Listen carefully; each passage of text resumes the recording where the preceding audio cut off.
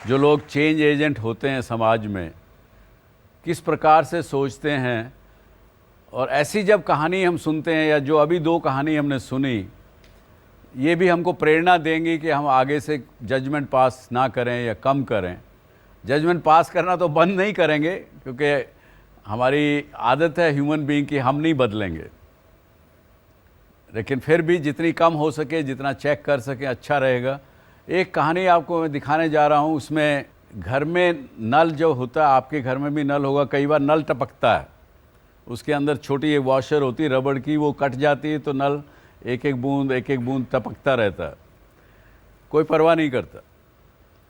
उसने एनालिसिस किया कि एक एक बूंद की कहानी क्या है, और उसके आगे देखिए स्टोरी में क्या बताते हैं।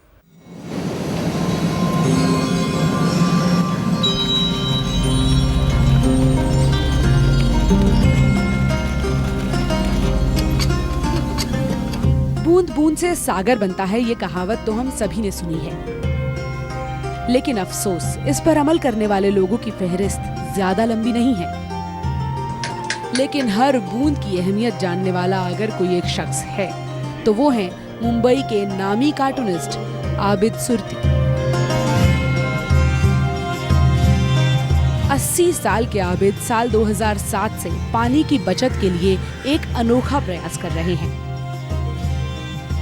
मुंबई की मीरा रोड पर बने हजारों घरों में से ये हर रविवार अपने प्लम्बर के साथ जाकर लोगों के लीक होते नल ठीक करते हैं।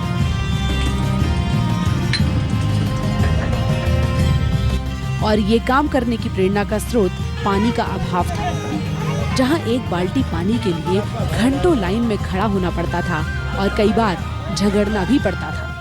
मेरी परवरिश जो है फुटपाथ पर हुई, और फुटपाथ पर एक एक बूंद पानी के लिए जो मैंने लड़ाइयाँ देखी थी, वो आज तक मेरे साथ चली है। इसे आप विरासत समझ लो। धीरे धीरे हालात बदले, और जब मैं दोस्तों के घर जाने लगा तो मैं देखता था कि कहीं ना कहीं एक नल टपक रहा है।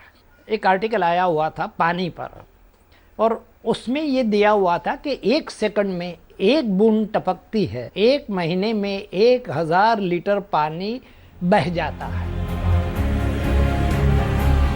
अगर दिल में कुछ करने की इच्छा हो तो रास्ते खुद ब खुद निकल आते हैं। 2007 में आबिद ने अकेले ही एक एनजीओ ड्रॉप डेड फाउंडेशन की शुरुआत की। एक साहित्य पुरस्कार में मिली 1 लाख रुपए की राशि से इस प्रोजेक्ट की शुरुआत की गई। केवल एक प्लम्बर को लेकर आबिद घर घर जाने लगे, लेकिन हर घर के दरवाजे उनके लिए खुलते नहीं थे। काफ़ी दिनों के बाद मुझे स्ट्राइक हुआ कि जब हम जाते हैं तो दरवाजे की घंटी जो है प्लम्बर बजाता है, दरवाज़ा खुलता है, लोग झिझक के बंद कर देते हैं, कई लोग बंद भी कर देते थे। तो फिर मुझे स्ट्राइक हुआ कि जो हमारा प्लम्बर जो था उसका चेहरा बिन लादेन की तरह वो टेररिस्ट वाला चेहरा था। थोड़ा सा बदलाव लाया मैं, एक वॉलंटियर को इंट्रोड्यूस किया, एक महिला को। तो अब जब जैसे ही महिला घंटी बजाती है, दरवाज़ा खुलता है तो खुल जा सिम सिम खुल जाता है दरवाजा। सिर्फ 3 लोगों के सहारे ड्रॉप डेड फाउंडेशन का काम तो शुरू हो चुका था, लेकिन 2010 तक फंड्स खत्म हो चुके थे, पैसे की कमी खल रही थी। लेकिन कहते हैं ना कि अगर किसी चीज को दिल से चाहो तो पूरी कायनात आपका साथ देती है। आबिद के साथ भी कुछ ऐसा ही हुआ। बंद करने जा रहा था कि 50,000 रुपया दूसरा अवार्ड आया महाराष्ट्र गवर्नमेंट का। पहला जो अवार्ड जो था वो उत्तर प्रदेश का था, ये महाराष्ट्र गवर्नमेंट का आया। तो कहने का मैसेज मेरा ये है कि अगर आप पूरी ईमानदारी के साथ लोगों की भलाई करना चाहते हैं, कोई अच्छा नेक काम करना चाहते हैं, तो ऊपर वाला आपका फंड रेजर बन जाता है। आपको भी यदि कोई दिखे ऐसा कुछ करने वाला तो हमें ज़रूर लिख के भेजिए। Come back on the subject, कहाँ छोड़ा हमने? कुछ 6-7 विषय डिस्कस किए, to know the world at large, human being at large, and then try to reach to the truth. What is the truth? जब हम उसकी चर्चा करते हैं, ट्रूथ जानने की कोशिश करते हैं, तो हमें एक प्रश्न आता है कि अरे ये आदमियों की रचना कब हुई? When did we get created? When this word got created? जवाब कई बार नहीं मिल पाता है, हमारा दिमाग भी नहीं मान पाता है। हम अपने बिलीफ्स, अपने धर्म, अपना जो लोगों से सुना है उसको बताया जाता है और फिर हमारे बीच में एक लफ्ज़ डाल दिया जाता है। हमारा माइंड, क्योंकि our mind becomes kind of, it is disturbed about that we don't know. So to appease our disturbed mind, a belief is given to us that God created this world, God created you. Is it a factual thing or it is imaginary? Or it is intellectual debate? हाँ, I don't think it's God who has created us. I think we who've created God. So that's my belief. So I think it's a fallacy that God exists. so you are confirming that we believe that the God as a creator is merely an intellectual proposition. Anyway, so but still we want to know the unknown truth, no? We want to know about the unknown or the truth, what and how we got created.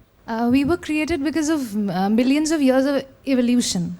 So initially there were only inorganic components on Earth when it was created, and then gradually life emerged by the combination of different molecules, and it took millions of years of evolution for us to be where we are. Very good. That's a more thing which can appeal to our mind, and it is a scientific way of explaining things. Maybe that is truth. Still, there are questions, or are there questions or not the question in our minds? How did we get created? Is the question still remain, or you think with her explanation it is settled now? Still remains. Like the story of a tourist. Tourist कहीं गया तो उसने पूछा कि भाई मैं एक museum देखना चाहता हूँ, एशियन म्यूज़ियम है आपके इस शहर में। राह चलते से किसी से पूछा तो उसने जवाब दिया, नहीं नहीं वो एक स्कूल है वहाँ पे, उस स्कूल के बगल में म्यूज़ियम है।